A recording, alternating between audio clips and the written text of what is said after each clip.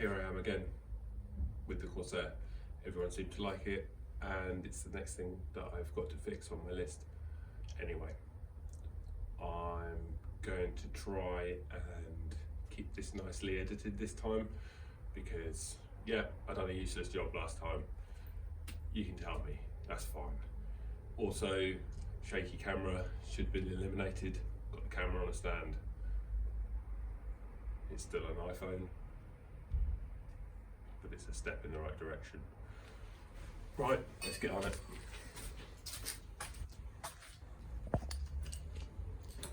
Should have all my tools to do this. If anybody's watching at home, you can play a quick game. Every time I pull my trousers up, you can have a drink. Have fun.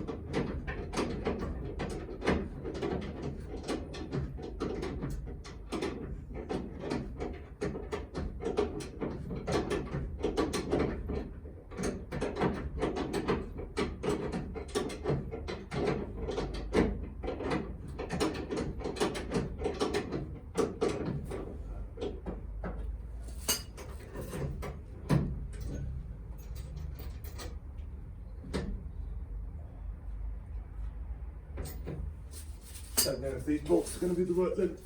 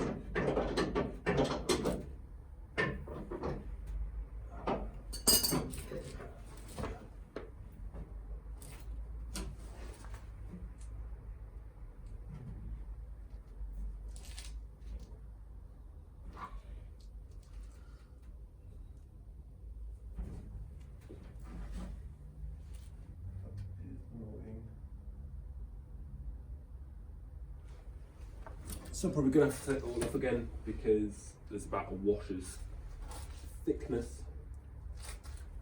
that the bolt has too long a shank, not enough thread.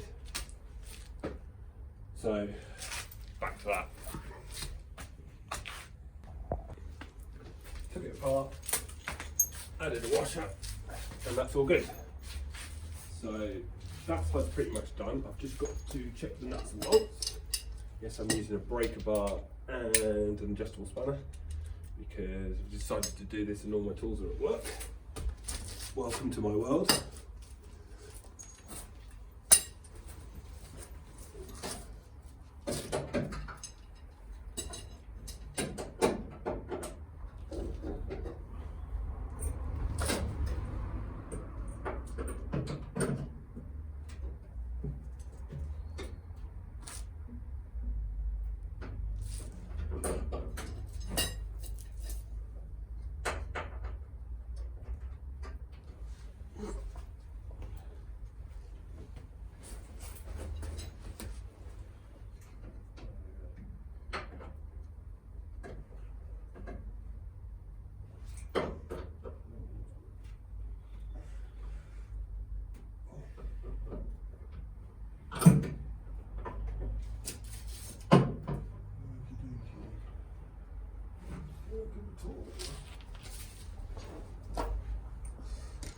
So I've got some loose bolts there to do.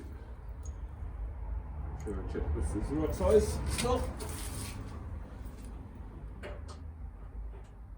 Definitely not.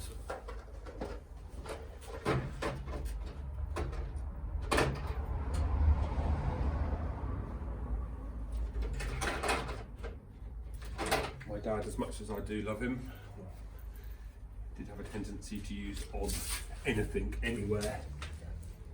God rest him. This is the bracket, it's all attached. Don't know if you can see that, don't know if this will work.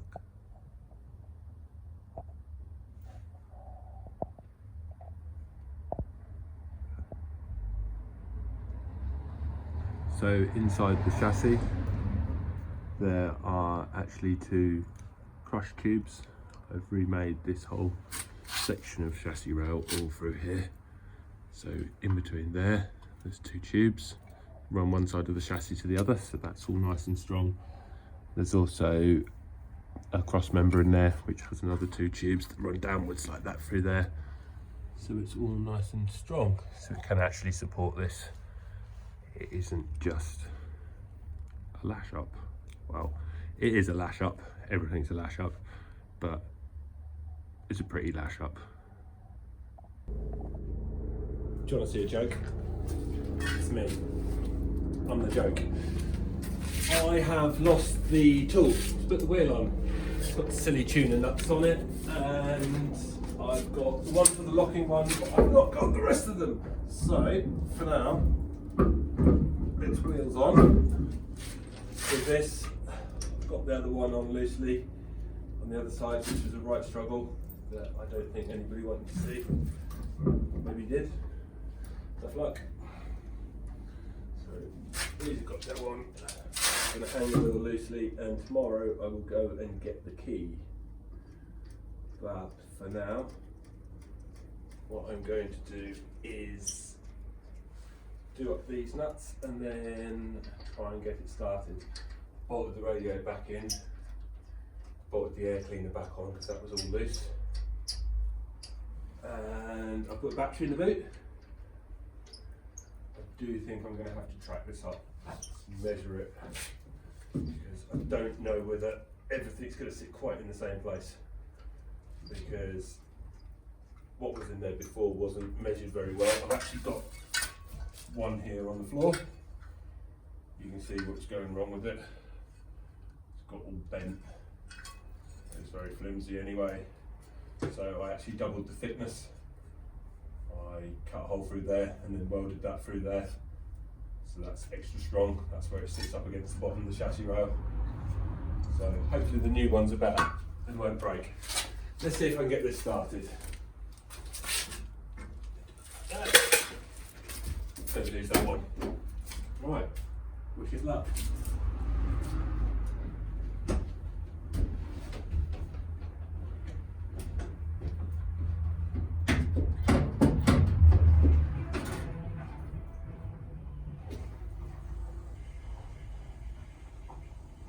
Fuel pump turned off because it's fuel injected, obviously. Ready?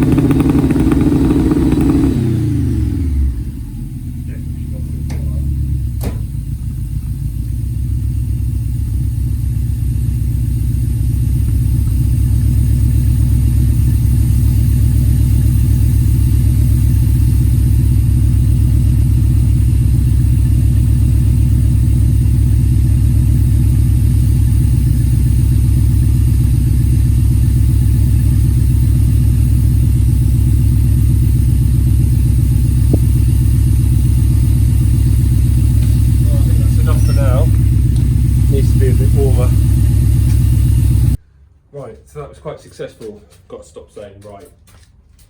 The only thing is that I remembered why the air cleaner was off. It's because it kicks over like an absolute bag when it is warm. And that is because the nuts that hold the fuel injection unit to the manifold are loose, which is why I had the air filter off. So that's good. In case anybody is wondering, HME stands for Hurley Motor Engineering. They were a company that put V4 engines in NSU 80s. And my father bought about a dozen, I think it was, brand new V4s still in the box, still in packing crates, of which this is one of. So this is actually a brand new V4 engine.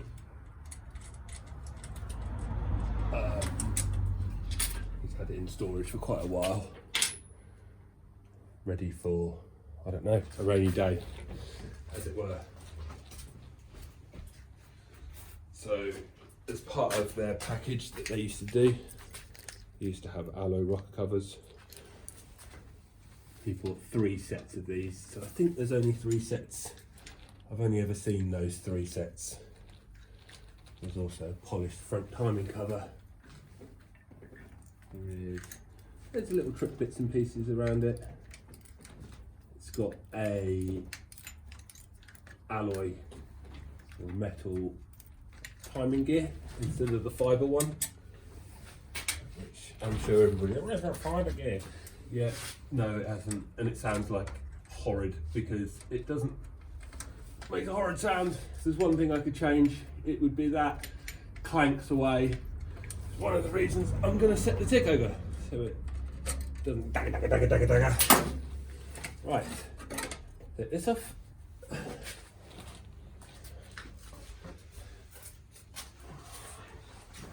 Inside here, you've just got to remember how it all works. That's there, that's there. Take that off. So this, I don't know whether you can see here. This is a fuel injection unit, and down inside there, try my best, there are 2 fuel injectors. Well, that's fuel. It looks like a carburetor, but it's not. I think there's 2 500cc injectors in there.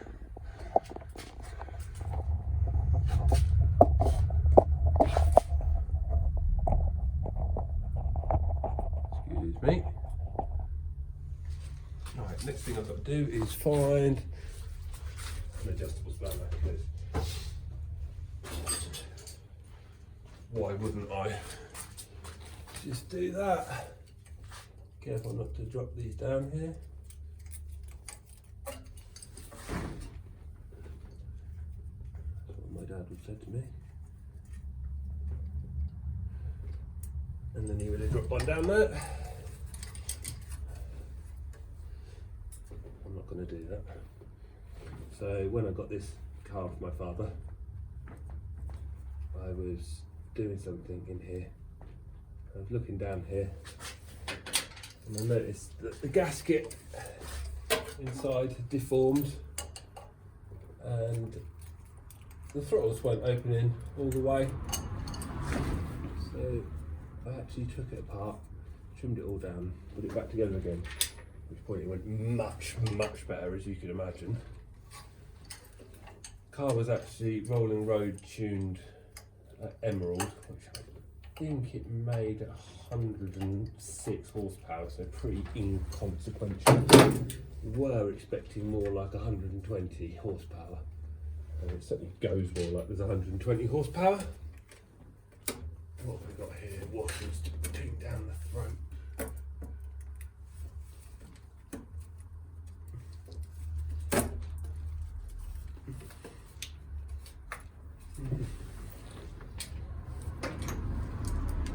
So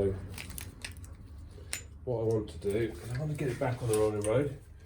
I want to sort out the exhaust, because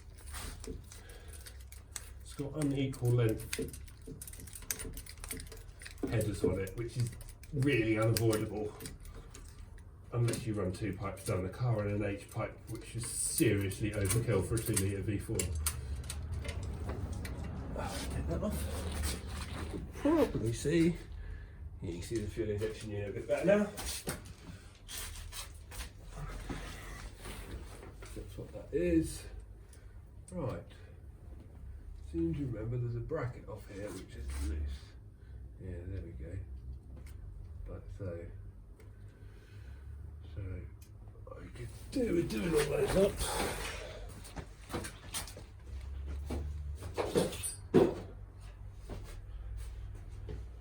For which I need a proper spanner.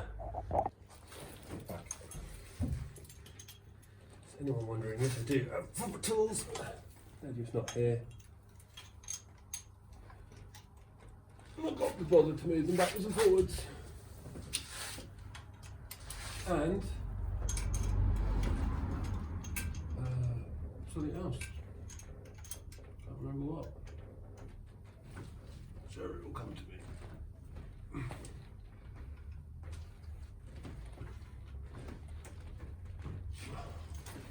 I don't know why that moves, because they are all tight.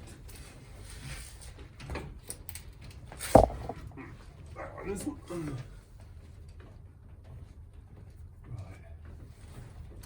Just to tick over up slightly.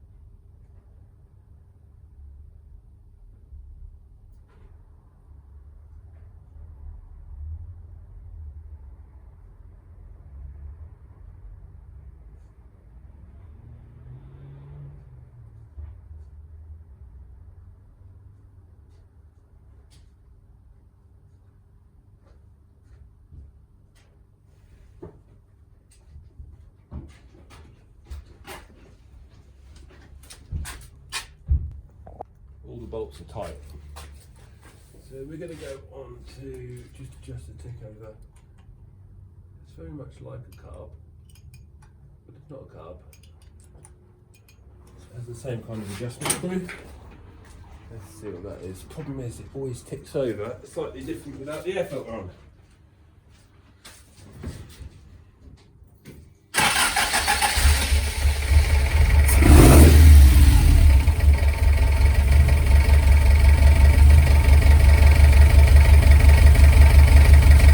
Hear that lovely alloy climbing here.